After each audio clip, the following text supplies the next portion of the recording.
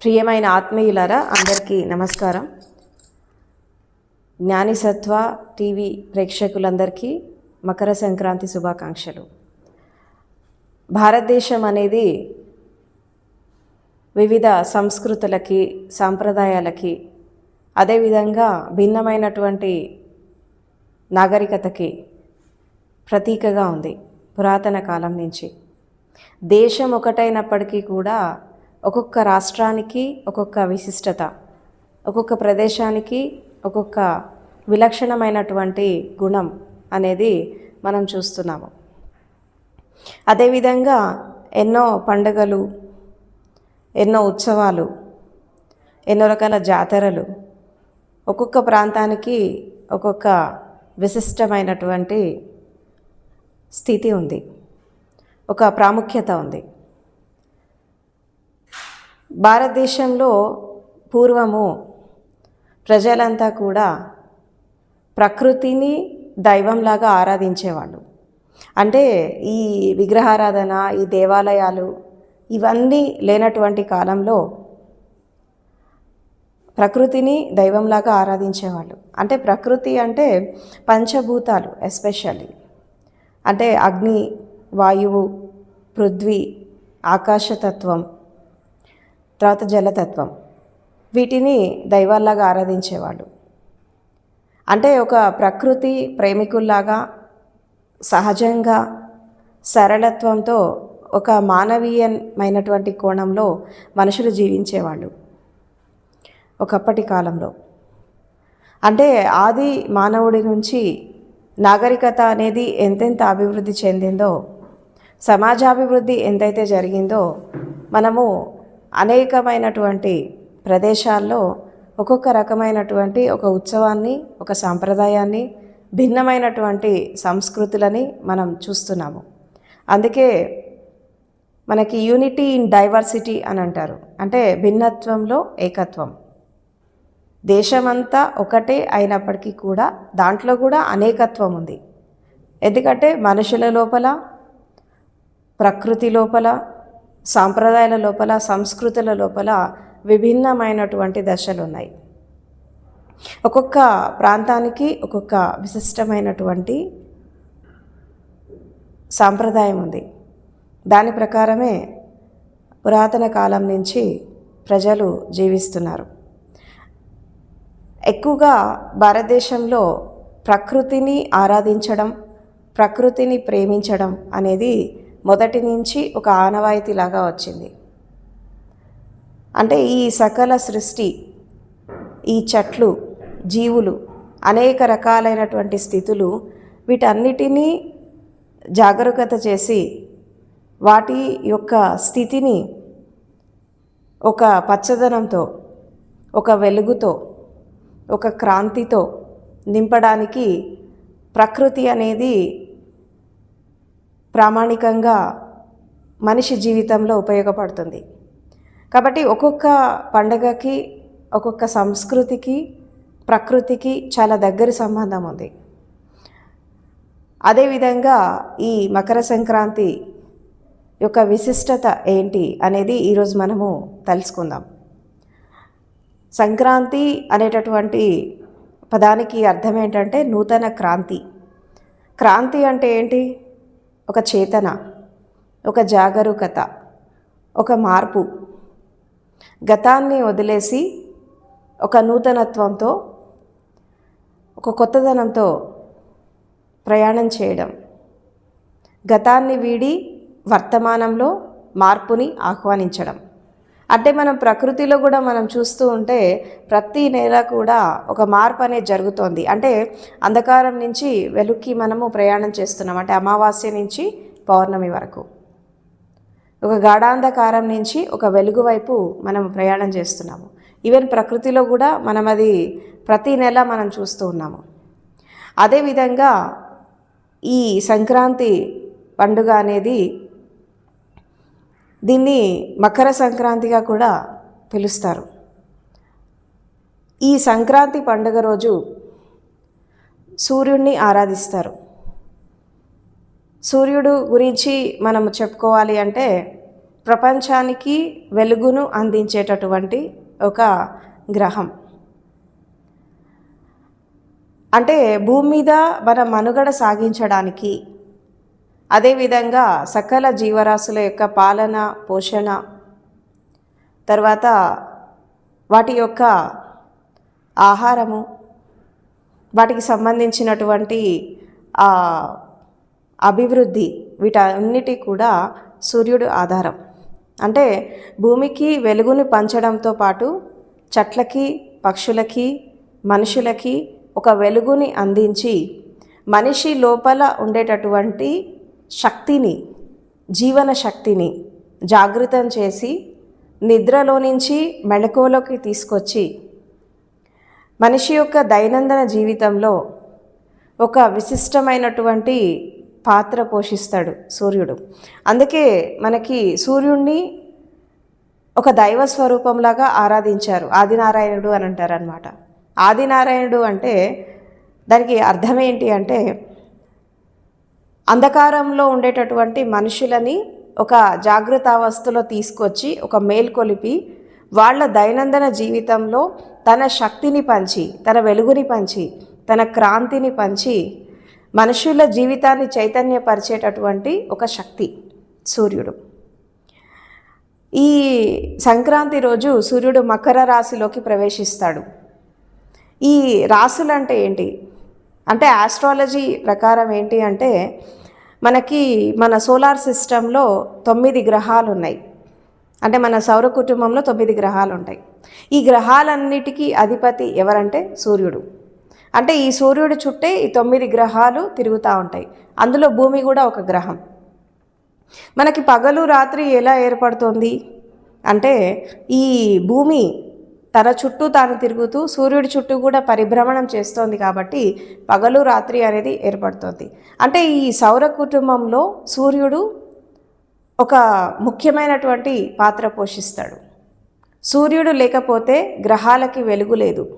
సూర్యుడు లేకపోతే ప్రపంచానికి వెలుగు లేదు. సూర్యుడు లేకపోతే ఒక విధంగా చెప్పాలంటే ఈ పాలన పోషణ, ఈ ఆహారము, ఉత్పత్తులు, ఈ పంటలు, తర్వాత ఈ ప్రకృతి, ఈ పచ్చదనం, ఇదంతా ఏమీ లేదు. ఎందుకంటే సూర్య కిరణాల ద్వారానే మనకి చెట్లు బ్రతుకుతున్నాయి. వనస్పతి అంటాం కదా, ఈ వనస్పతి జగత్తు అంతా కూడా సూర్యుడి మీద ఆధారపడి మొత్తం జీవనం సాగిస్తోంది. ఈ ప్రకృతి అంతా కూడా ఒక్కొక్క నూతనత్వాన్ని, ఒక కొత్తదాన్ని సంచరించుకుంటోంది.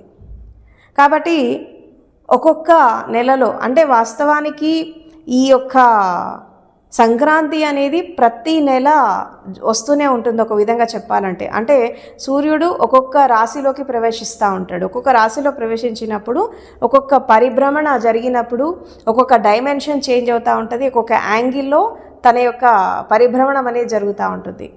అట్లా ప్రతి నెల ఒక్కొక్క రాశిలో ప్రవేశిస్తూ ఉంటాడు. మరి ఎస్పెషల్లీ ఈ యొక్క జనవరిలో వచ్చేటటువంటి ఈ మకర సంక్రాంతికి ఎందుకు అంత ఇంపార్టెన్స్ ఇస్తారు అంటే, ఒక విధంగా చెప్పాలంటే మనకి ఇది ఎక్కువ శాతం, అంటే ప్రతి సంవత్సరం ఎక్కువ శాతము సంక్రాంతి అనేది మనం గమనిస్తూ ఉంటే పౌర్ణమి గడియల్లో ఎక్కువ వస్తుంది. అంటే ఈ జనవరి 1 నుంచి ఈ 15 రోజులు ఈ అమావాస్యని దాటుకొని ఈ 15వ తారీఖు వచ్చిందంటే ఒక వెలుగులోకి ప్రవేశిస్తుంది ప్రకృతి కూడా. అంటే ఎస్పెషల్లీ అందుకే మనం సంక్రాంతి చూసుకుంటే ఎక్కువగా ఈ 13, 15 తారీఖుల మధ్యలో ఎక్కువ వస్తూ ఉంటుంది. అంటే ఒక విధంగా చెప్పాలంటే ఇది పౌర్ణమిలోకి ప్రవేశిస్తూ ఉంటుంది. పౌర్ణమి రోజు ఎక్కువగా వస్తూ ఉంటుంది. అదేవిధంగా దీన్ని మనము హార్వెస్ట్ ఫెస్టివల్ అని కూడా అంటాము. హార్వెస్ట్ ఫెస్టివల్ అంటే మనకి పొలాల పండుగ. ఒక్కొక్క ప్రాంతంలో ఒక్కొక్క విధంగా దీన్ని సెలబ్రేట్ చేస్తారు. ఇప్పుడు హార్వెస్ట్ ఫెస్టివల్ అంటే ఈ పంట, రైతులకి పంట చేతికి వచ్చేటటువంటి రోజు అన్నమాట. అంటే కొత్త ధాన్యం వస్తుంది, తర్వాత పాడి పశువులు, కొత్త ధాన్యము, తర్వాత ఒక సిరి సంపదలు వచ్చేటటువంటి ఒక స్థితి. సంక్రాంతి అనేది.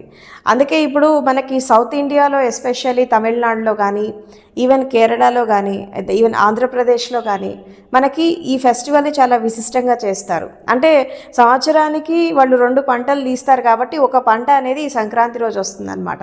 అదేవిధంగా తెలంగాణలో కూడా కొన్ని ప్రాంతాల్లో హార్వెస్ట్ ఫెస్టివల్ అనేది సెప్టెంబర్ నెలలో చేస్తారు తెలంగాణలో ఎక్కువగా. కానీ ఈ సంక్రాంతి ఎస్పెషల్లీ ఆంధ్రాలో పెద్ద ఉత్సవం లాగా చేస్తారు.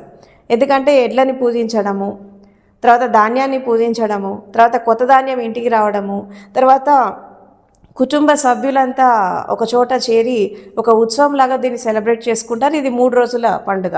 మొదటి రోజు భోగి, తర్వాత 2వ రోజు మకర సంక్రాంతి, 4వ రోజు కనుమ.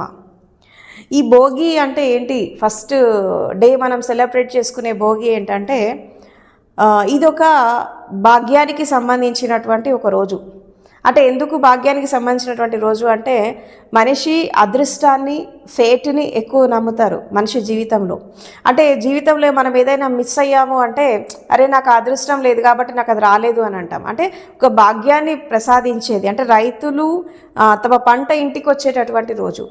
అండ్ తర్వాత ఇంకోటి ఏంటంటే ఈ భోగికి దీన్ని లోహ్రీ అని కూడా అని అంటారు, లోహిడి అని పంజాబ్లో అంటారు. తర్వాత దీన్ని బిహు ఫెస్టివల్ లాగా అస్సాంలో సెలబ్రేట్ చేస్తారు. ఇట్లా ఒక్కొక్క ప్రాంతంలో ఒక్కొక్కలాగా సెలబ్రేట్ చేస్తారు. అండ్ ఎప్పుడైతే మనము ఈ అంధకారాన్ని దాటి మనం ఒక వెలుగులోకి ప్రవేశిస్తున్నాము అనేటటువంటి సంకేతంగా ఈరోజు తెల్లవారుజామున లేచి భోగి మంటలు వేస్తారు. భోగి మంటలు ఎందుకు వేస్తారు?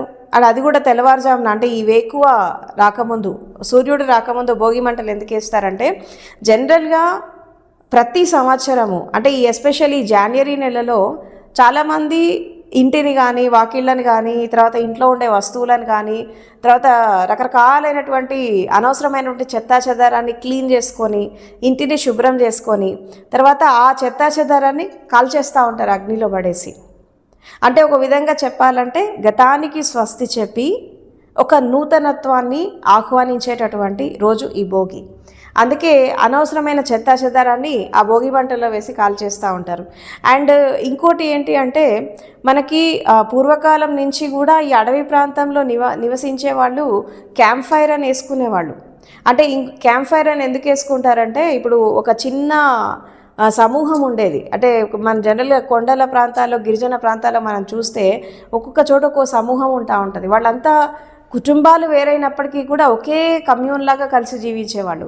సో వాళ్ళంతా రాత్రిపూట ఒక చోట చేరడము, ఒక సెలబ్రేషన్ చేసుకోవడము, అండ్ అదేవిధంగా ఆటపాటలతో కష్ట నష్టాలు పంచుకుంటూ, సుఖదుఖాలు పంచుకుంటూ, మంచి చెడుని పంచుకుంటూ, ఒకరికొకరికి ఒక సహకారంతో జీవిస్తూ ప్రతిరోజు ఒక చోట చేరి వాళ్ళు ఒక వేడుకలాగా చేసుకునేవాళ్ళు. ఇప్పటికీ కొన్ని ట్రైబల్ ఏరియాస్లో మనం ఈ సాంప్రదాయం మనం చూస్తూ ఉంటాము.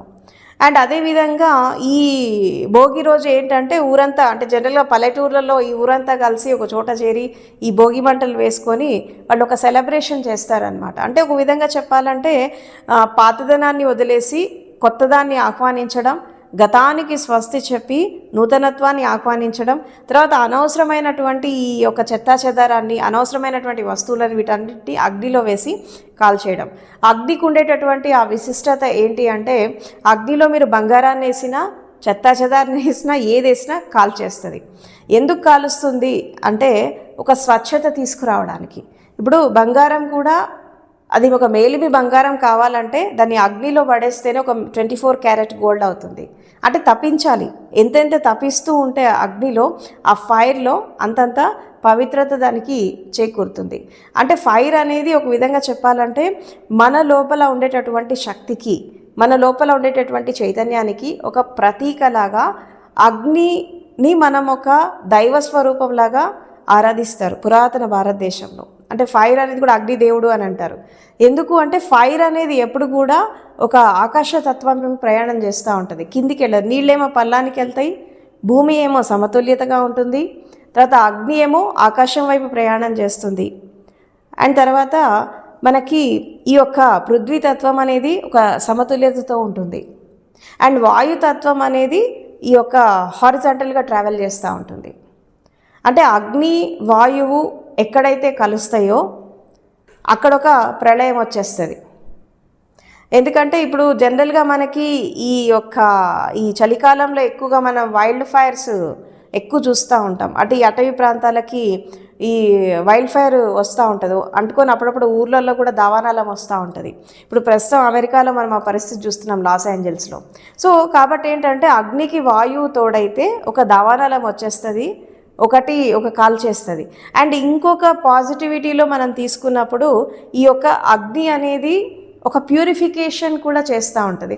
ఇప్పుడు హోమాలు చేస్తారు, యజ్ఞాలు చేస్తారు, హవన్స్ చేస్తారు. ఇవన్నీ ఎందుకు చేస్తారంటే ఆ ప్రదేశంలో ఉన్నటువంటి ఒక నెగిటివ్ ఎనర్జీని తీసేయడానికి. తర్వాత ఎప్పుడైతే మనం ఒక ఫైర్ దగ్గర కూర్చుంటామో, అగ్ని దగ్గర కూర్చుంటామో, మనకు తెలియకుండానే మన లోపల ఉండేటటువంటి నెగిటివిటీస్ కూడా మెల్లమెల్లిగా వెళ్ళిపోతూ ఉంటాయి. ఎందుకంటే అగ్నిక శక్తి ఉంటుంది. మనకి ఇప్పటికీ కొంతమంది సాధువులు అగ్ని సాధన చేస్తూ ఉంటారు కొన్ని రకాల సాంప్రదాయాల్లో. అగ్ని సాధన అంటే అగ్ని ద్వారా ప్యూరిఫికేషన్ చేసుకోవడం బాడీని. ఇది ఒక తంత్ర టెక్నిక్స్లో ఇది ఒక సాధన కూడా ఉంది, అగ్ని సాధన అని చెప్పి.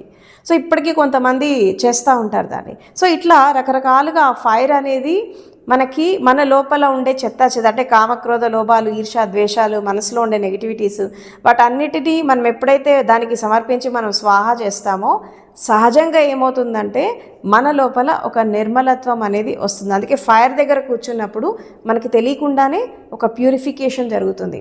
అండ్ ఇంకోటి ఏంటంటే ఆర్తి చికిత్స అని ఉంది మనకి భారతదేశంలో. ఆర్తి చికిత్స అంటే జనరల్గా మనము రోజు పూజ చేసేటప్పుడు హారతి ఇస్తాము.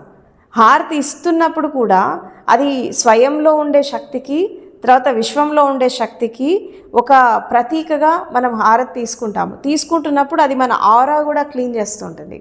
ఇలా మనకి ఈ అగ్నికి సంబంధించిన సాధనలలో రకరకాల ప్రక్రియలు ఉన్నాయి. అండ్ ఇప్పటికీ కొంత అగ్ని సాధన ఒకటి, ఆర్తి చికిత్స ఒకటి, ఈ హవన్స్, ఇవన్నీ ఎందుకు చేస్తారంటే ఒక విధంగా చెప్పాలంటే ప్యూరిఫికేషన్ కోసం. అంటే ఒకటి అట్మాస్ఫియర్ ప్యూరిఫికేషన్ కోసము, అండ్ అదేవిధంగా వాతావరణ ప్యూరిఫికేషన్ కోసము, అదేవిధంగా మనిషి లోపల ఉండేటటువంటి అశుద్ధాన్ని తీసేయడానికి కూడా ఈ ప్యూరిఫికేషన్ చేసుకుంటూ ఉంటారు. సో కాబట్టి ఈ భోగి రోజు ఎస్పెషల్లీ ఈ భోగి మంటలు వేయడానికి ముఖ్యమైన కారణం ఏంటంటే ఒకటి అంధకారం నుంచి వెలుగులోకి ప్రవేశించడం, ఒక గతానికి స్వస్తి చెప్పి నూతనత్వంలోకి వెళ్ళడము, అదేవిధంగా ఇంట్లో ఉండేటటువంటి అనవసరమైనటువంటి వస్తువులను తీసేసి దాంట్లో అగ్నికి ఆహుతి చేయడం, ఇంటిని పరిశుభ్రంగా చేసుకోవడం, అండ్ అదేవిధంగా మన లోపల ఉండేటటువంటి చెత్తాచెదాన్ని కూడా కాల్చేయడం. ఇది మెయిన్ ఇంటెన్షన్. అండ్ రెండవ రోజు ఈ మకర సంక్రాంతి రోజు మనకి సూర్యదేవుణ్ణి ఆరాధిస్తూ ఉంటారు. అంటే జనరల్గా సూర్యుడి ముందు ఒక పొయ్యి వెలిగించేసి పాలు పొంగిచ్చేసి ఒక పాయసం నివేదిస్తూ ఉంటారు సూర్యుడికి. అంటే సూర్యుడిని ఆరాధించేటటువంటి రోజు మకర సంక్రాంతి. సో ఈ సూర్యుడు అనేటటువంటి ఈ గ్రహం అనేది మానవ జాతికి చెప్పాలంటే ఎస్పెషల్లీ భూమి మీద ఉండే ప్రతి ప్రాణికి ఒక ఆధారం లాగా ఉంది. జనరల్గా ఈ పాలన పోషణ జరగడానికి, తర్వాత ఈ ఆహారం అనేది ఉత్పత్తి జరగడానికి, అండ్ ఆకుల్లో ఉండే పచ్చదనం, మనిషి లోపల ఉండేటటువంటి ప్రాణశక్తి, అండ్ అదేవిధంగా ఈ ప్రకృతిలో ఉండేటటువంటి ప్రతి ఒక్క జీవికి ఒక ఆధారం లాగా ఉంది. కాబట్టి సూర్యుడిని ఆరాధిస్తారు. అంటే ఒక నూతన క్రాంతి. అండ్ ఇంకోటి ఏంటి అంటే ప్రతిరోజు మనం సూర్యోదయాన్ని చూస్తూ ఉంటాం అండ్ సూర్యాస్తమయాన్ని చూస్తూ ఉంటాం. ప్రతిరోజు కూడా సూర్యుడు కొత్తగా వస్తాడు. ఇప్పుడు ఒకరోజు ఉండేటటువంటి సూర్యుడు ఇంకో రోజు ఇంకోలాగా ఉంటాడు. ఇప్పుడు జనరల్గా మనకి నాసా సైంటిస్టులు ఏం చెప్తున్నారు అంటే ఇప్పుడు మనము ఏదైతే ఈ సూర్యగ్రహాన్ని మనం ఏదైతే చూస్తున్నామో ఇది కూడా ఏదో ఒక రోజు అంతరించిపోతుంది. ఈ సూర్యుడు కూడా మెల్లమెల్లిగా కరిగిపోతున్నాడు. ఇంకా కొన్ని వేల సంవత్సరాల వరకు ఈ సూర్యుడు మనకు పనికొస్తాడు. తర్వాత ఇది కూడా వెళ్ళిపోతుంది. దాని తర్వాత మళ్ళీ ఏం జరుగుతుంది అనేది అది ప్రకృతిలో మార్పుల వల్ల అది జరుగుతూ ఉంటుంది అని చెప్పి మనకి శాస్త్రవేత్తలు కూడా చెప్తున్నారు. కాబట్టి సూర్యుడి లోపల కూడా ప్రతిరోజు మార్పు అనేది వస్తుంది, ఒక చేంజ్ అనేది వస్తుంది. అందుకే నిన్న ఉన్నట్టు ఈరోజు ఉండడు, ఈరోజు ఉన్నట్టు రేపు ఉండడు. ఒక గెస్టాల్ట్ చేంజ్ అనేది ప్రతిరోజు మనం చూస్తూనే ఉన్నాం. అదేవిధంగా సంవత్సరానికి కూడా మార్పులు వస్తూ ఉన్నాయి. అండ్ ఎస్పెషల్లీ ఈ జనవరి నెలలో ఏంటి అంటే ఈ యొక్క రాసులు చేంజ్ అయిపోతున్నప్పుడు ఈ ఒక్కొక్క రాశిని ట్రాన్స్ఫర్మేషన్ చేసుకుంటూ ఈ మకర రాశిలోకి వచ్చినప్పుడు ఏమవుతుందంటే ఇక్కడ పంటలు బాగా పండడము, ఒక హార్వెస్టింగ్ అనేది జరగడము, తర్వాత ఒక నూతనత్వాన్ని ఆహ్వానించడము, తర్వాత ఈ యొక్క నూతన క్రాంతి, ఒకటి కొత్త తేజంతో, కొత్త వెలుగుతో ఒక కొత్త సంవత్సరంలో మళ్ళీ ఒక కొత్త జీవితాన్ని ఆరంభించడానికి మళ్ళీ సూర్యుడు కూడా ప్రిపేర్ అయిపోతూ ఉంటాడు. అంటే ఎవ్రీ ఇయర్ ఒక్కొక్క రాశిలో ప్రవేశించి మళ్ళీ ఒక డైమెన్షన్ అనేది చేంజ్ చేసుకుంటూ ఉంటాడు. అందుకే ఈ యొక్క సంక్రాంతిని ప్రతి రాష్ట్రంలో, అంటే భారతదేశంలో ప్రతి రాష్ట్రంలో దీన్ని సెలబ్రేట్ చేస్తారు. అండ్ అదేవిధంగా ఇప్పుడు పంజాబ్లో తీసుకున్న, అస్సాంలో తీసుకున్న, ఈవెన్ శ్రీలంక, కంబోడియా, వియత్నాం, కొన్ని రకాల బుద్ధిస్ట్ కంట్రీస్లో కూడా దీన్ని రకరకాలుగా వాళ్ళు సెలబ్రేట్ చేసుకుంటారు. సరే, ఏ ప్రాంతంలో ఎలా సెలబ్రేట్ చేసినా వాళ్ళ సాంప్రదాయాలు, ఆచార వ్యవహారాలు ఎలా ఉన్నా ప్రతి ధర్మంలో కూడా ఇది ఎస్పెషల్లీ ప్రకృతి పండుగ. ప్రకృతిలో వచ్చేటటువంటి ఒక నూతన క్రాంతి, ఒక నూతన ఒరవడి, ఒక నూతనత్వాన్ని ఆహ్వానించేటటువంటి రోజు. అది కూడా కొత్త సంవత్సరంలో మొదటి నెల, తర్వాత 2వ వారంలో, అది కూడా పౌర్ణమి గడియల్లో వచ్చేటటువంటి ఫస్ట్ పండగ. అందుకే దీనికి అంత ఇంపార్టెన్స్ ఇస్తారు. సో కాబట్టి ఒకటే అర్థం చేసుకోవాలి ఏంటి అంటే, మనిషి ఎప్పుడైతే ప్రకృతి సిద్ధంగా జీవిస్తాడో, మనిషి ఎప్పుడైతే సహజంగా జీవిస్తాడో, తన లోపల జరిగేటటువంటి మార్పులు, ప్రకృతిలో జరిగేటటువంటి మార్పులని, తర్వాత పంచభూతాల్లో వచ్చేటటువంటి మార్పులని, దీన్ని మనం బ్యాలెన్స్ చేసుకోగలిగితే తప్పకుండా మనిషి జీవితం అనేది హాయిగా ఉంటుంది. ఎందుకంటే మన లోపల కూడా పంచభూతాలు ఉన్నాయి, అండ్ బయట కూడా పంచభూతాలు ఉన్నాయి, తర్వాత ఈ లోపల ఇంద్రియాలు ఉన్నాయి, బయట కూడా ఇంద్రియ జగత్తు ఉంది. సో ఎప్పుడైతే ఈ లోపల ఉండే పంచభూతాలు, బయట ఉండే పంచభూతాలతో ఒక సమతుల్యత ఎప్పుడైతే మనకు వస్తుందో, అప్పుడు సహజంగా మనిషికి ఆరోగ్యం అనేది వచ్చేస్తూ ఉంటుంది. అంటే జనరల్గా అనారోగ్య సమస్యలు మనిషికి ఎందుకు వస్తాయి అంటే, ఈ పంచభూతాలు అనేవి ఎప్పుడైతే ఇంబ్యాలెన్స్ అయిపోతాయో అప్పుడు అనారోగ్య సమస్యలు వస్తాయి. ఇప్పుడు అగ్నితత్వం ఎక్కువైపోయినా అనవసరమైనటువంటి రోగాలు వస్తాయి, వాయుతత్వం ఎక్కువైపోయినా మనకి రకరకాల డిసీజెస్ వస్తాయి, అలాగే జలతత్వము, పృథ్వీతత్వము, అండ్ మనకి ఈ యొక్క ఆకాశతత్వము, ఇది ఏది మనకి ఇంబ్యాలెన్స్ అయిపోయినా మన శరీరంలో రోగాల్లాగా పరిణమిస్తాయి. అయితే మానవ జీవితంలో ఎస్పెషల్లీ ఏ జీవికి అయినప్పటికీ కూడా ఈ జీవిత ప్రయాణం ఎలా కొనసాగుతుంది అంటే, 4 భూతాలు ఎస్పెషల్లీ మన శరీరం నడవడానికి, మన జీవితం నడవడానికి, మన జీవన శక్తి నడవడానికి 4 భూతాలు ముఖ్యంగా పనిచేస్తాయి.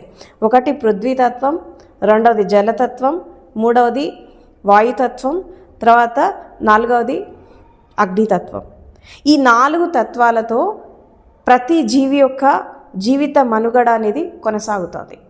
ఇక ఆకాశతత్వం గురించి చెప్పుకోవాలంటే, ఈ ఆకాశతత్వం అనేది ఈ 4టికి ఆధారంలాగా ఉంది. ఈ 4టి ఆధారంలాగా ఉండి మనిషి యొక్క జీవితాన్ని నడిపిస్తోంది. అంటే ఎక్కువగా ఆకాశతత్వం అనేది, ఆకాశతత్వం ద్వారానే శక్తి అనేది, మీరు చూడండి సూర్యుడు కానీ, చంద్రుడు కానీ, అంటే ఇప్పుడు కొన్ని ప్రదేశాల్లో చంద్రుడిని కూడా ఆరాధిస్తూ ఉంటారు పౌర్ణమి రోజు, కొన్ని ప్రదేశాల్లో సూర్యుడిని ఆరాధిస్తూ ఉంటారు.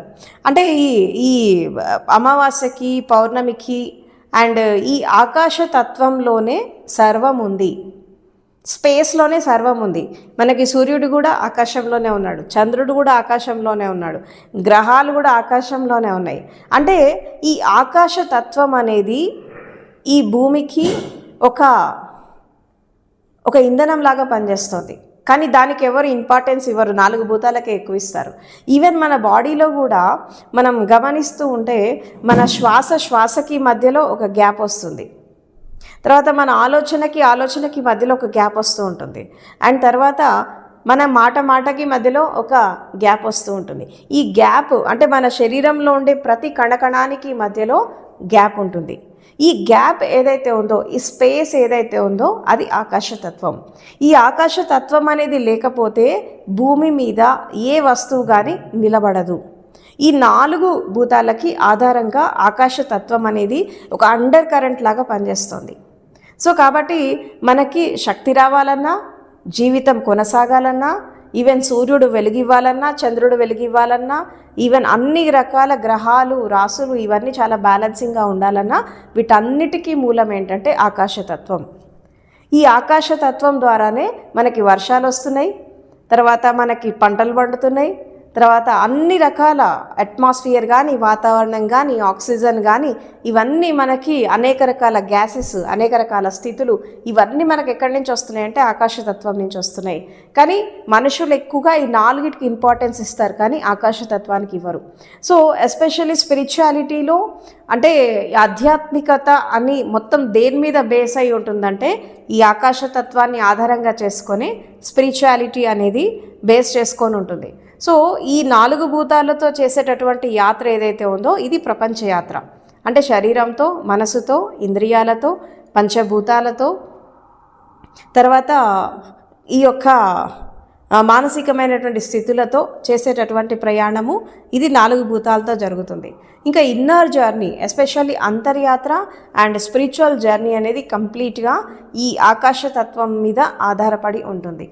సో కాబట్టి ప్రకృతిని ప్రేమించడం, ప్రకృతిని ఆరాధించడం, తర్వాత సూర్యచంద్రులని ఒక దేవతా స్వరూపాలాగా ఆరాధించడం, పంచభూతాలని ఒక దైవత్వాన్ని నింపుకొని చూడడం అనేది మన భారతదేశ పురాతనమైనటువంటి సాంప్రదాయం.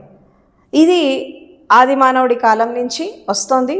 అండ్ ఇప్పటికీ కొన్ని ప్రదేశాలలో ఇప్పటికీ కూడా ప్రకృతిని దైవంలాగా ఆరాధిస్తారు. కొన్ని ధర్మాల్లో మనం చూస్తుంటే ఈ జొరాస్ట్రియన్ రిలీజియన్లో, తర్వాత జేవిష్ రిలీజియన్లో అండ్ హసిడిజంలో కానీ ఈ కొన్ని రిలీజియన్స్ ఉంటాయి. వీటిలో వాళ్ళు అసలు దైవం అంటే ఏంటి అంటే ఈ కనిపించేటటువంటి ప్రకృతి, తర్వాత ఈ విశ్వము, తర్వాత ఈ ఆకాశతత్వము, ఈ పంచభూతాలు, మన జీవితానికి ఆధారమైనటువంటి కొన్ని ప్రకృతి ధర్మాలు, ఇదే దైవస్వరూపంగా ఇప్పటికీ టిల్ టుడే ఇప్పటికీ కూడా కొన్ని రకాల రిలీజియన్స్లో ఇప్పటికీ వాళ్ళు దాన్నే ఆరాధిస్తారు, ప్రకృతిని దైవంలాగా ఆరాధిస్తారు.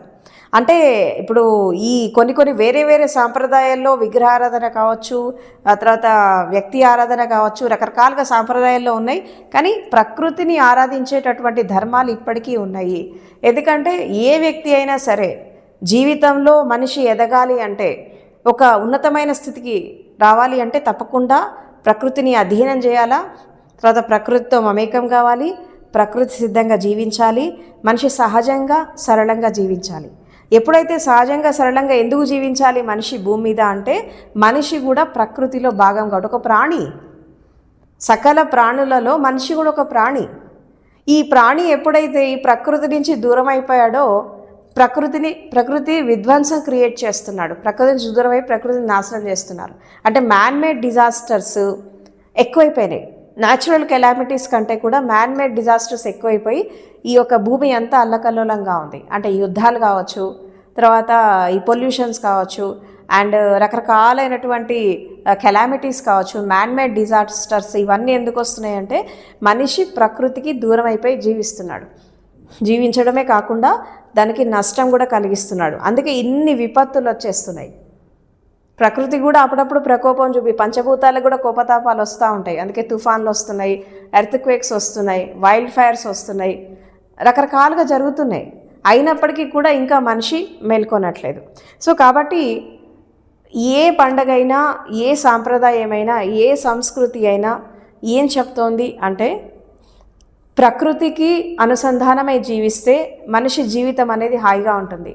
ప్రకృతికి వ్యతిరేకంగా వెళ్ళినప్పుడు, ప్రకృతి ధర్మాలకి వ్యతిరేకంగా వెళ్ళినప్పుడు, తర్వాత విశ్వధర్మానికి వ్యతిరేకంగా వెళ్ళినప్పుడు తప్పకుండా మనిషి జీవితం అనేది అస్తవ్యస్తంగా ఉంటుంది. ఒక విధంగా చెప్పాలంటే మన మూలాన్ని మనమే నాశనం చేసుకుంటున్నాం. మనం ఎక్కడి నుంచి అయితే వచ్చామో మన లోపల ఆ స్థితి, ఒరిజినల్ స్టేట్ అనేది ఎలా ఉందో ఆ స్థితిని మనం పోగొట్టుకుంటున్నాం. ఏదైతే మనది కాదో దాంతో మనం జీవిస్తున్నాము, ఏదైతే మన మూలం ఏదైతే ఉందో దాన్ని మనం మర్చిపోతున్నాము. సో కాబట్టి ఈ సంక్రాంతికి ఒక విషయం అర్థం చేసుకోవాలి ఏంటి అంటే, ఒక నూతన క్రాంతిని జీవితంలో ఆహ్వానిస్తూ, నూతనంగా జీవిస్తూ, ప్రకృతిని ప్రేమిస్తూ, ప్రకృతిని ఆరాధిస్తూ, తర్వాత ప్రకృతి లోపల ఉండేటటువంటి రహస్యాలని, ప్రకృతి ధర్మాలని అర్థం చేసుకొని జీవించినట్టయితే జీవితంలో ప్రతి క్షణం ఒక నూతన క్రాంతి, ఒక నూతన ఉత్సవంలాగా ఉంటుంది. అండ్ ప్రతిరోజు ఒక మెళకువ, ఒక వేకువ, ఒక క్రాంతి అనేది మనిషి జీవితంలో జరుగుతుంది. సో ఒక వ్యక్తి జీవితంలో పరిపూర్ణంగా మనిషి ఎదగాలంటే రెండు ఉండాలి. ఒకటి కాంతి ఉండాలా, రెండవది క్రాంతి ఉండాలి. కాంతి అంటే ఏంటి? వెలుగు. క్రాంతి అంటే ఏంటి? ఒక ఉత్తేజనము, తర్వాత ఒక అవేర్నెస్, ఒక జాగృతి, తర్వాత ఒక చైతన్యం. దాంతో మనం ఎప్పుడైతే జీవిస్తామో ప్రతిరోజు పండగలాగే ఉంటుంది, ప్రతిరోజు ఒక ఉత్సవంలాగే ఉంటుంది. అందుకే మనకి చాలామంది కవులు, ప్రకృతి ప్రేమికులు, ప్రకృతిని ఆరాధించే వాళ్ళు చాలామంది మనకు ఉన్నారు. అండ్ ఎస్పెషల్లీ మనకి యూరోపియన్ కంట్రీస్లో రాబర్ట్ ఫ్రాస్ట్, నేచర్స్ పోయెట్, ఆయన పోయట్రీ అంతా కూడా నేచర్ మీదే ఉంటుంది ఎక్కువగా. సో ఆయన ఏం చెప్తారంటే, దినమంతా ఒక పండుగలాగా జరిగితే ప్రతిరోజు ఉత్సవంలాగే ఉంటుంది. దినమంతా దుఃఖంలో సాగినట్టయితే ప్రతిరోజు ఒక నిర్వేదం లాగా ఉంటుంది అని అంటారు. రోజంతా పండుగలా గడిస్తే ఒక ఉత్సవం, అండ్ రోజంతా ఒక దుఃఖంలో గడిస్తే నిర్వేదం. ఇదే మనిషి జీవితంలో ఉండేటటువంటి సత్యము. కాబట్టి ఈ విషయాన్ని అర్థం చేసుకొని జీవితంలో ఒక నూతన క్రాంతిని, నూతనత్వాన్ని ఆహ్వానిస్తూ, పండుగ అంటే కేవలం ఒకరోజు సెలబ్రేట్ చేసుకునేది కాదు. ప్రతి మినిట్, ప్రతిరోజు, ప్రతి క్షణం ఒక ఉత్సవపూర్వకంగా, ఒక సెలబ్రేటివ్గా అండ్ ఒక ఫెస్టివిటీతో ఎప్పుడైతే మనిషి జీవిస్తాడో ప్రతిరోజు ఆనందంగా జీవిస్తాడు. దానికి ఒకే ఒక సూత్రం ఏంటంటే, ప్రకృతి సిద్ధంగా జీవించాలి, సరళంగా జీవించాలి, సహజంగా జీవించాలి. ప్రకృతి ధర్మాలని అనుసరించి జీవిస్తే చెట్లలాగా, పక్షుల్లాగా, కొండలు, గుట్టలు, సముద్రాల్లాగా మనిషి జీవితం కూడా చాలా నూతనోత్సాహంతో సహజంగా ఉంటుంది. కాబట్టి ఈ సంక్రాంతి నుంచి ఒక కొత్త జీవితాన్ని ఆరంభించండి. అండ్ జ్ఞానాన్వేషణ, సత్యాన్వేషణ చేయండి. అండ్ ఒక విధంగా చెప్పాలంటే ప్రకృతిని అర్థం చేసుకొని జీవించండి. Thank you so much.